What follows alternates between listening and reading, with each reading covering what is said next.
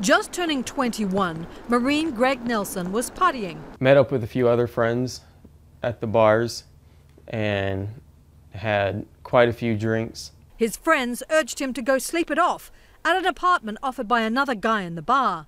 Nelson later finds out he was a Navy sailor. He comes back with a glass of water and a little white pill.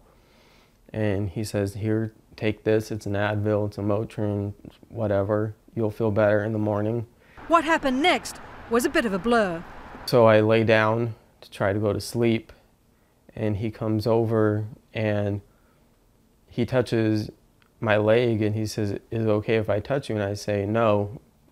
And I black out at that point, and I have moments of consciousness where I can feel what's going on, and the best way to describe it is a vegetative state.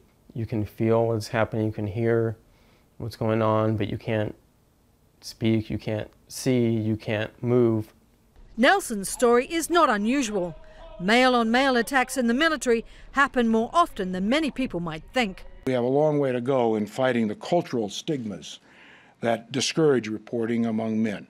Military leaders are now turning for advice to Jim Hopper, an expert on male sexual abuse. And so to come forward and tell someone that this has happened, it just completely flies in the face of how a man's supposed to be, and men are rightly afraid of being judged as less of a man, let alone less of a soldier.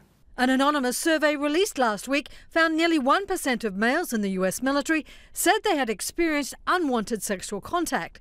That's about 10,500 men.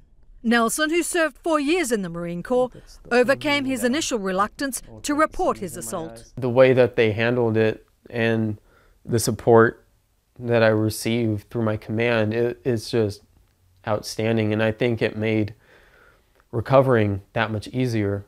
Although his case was not pursued for lack of evidence, Nelson is now comfortable speaking publicly about the assault and is urging others to also come forward. Tracy Brown, Associated Press.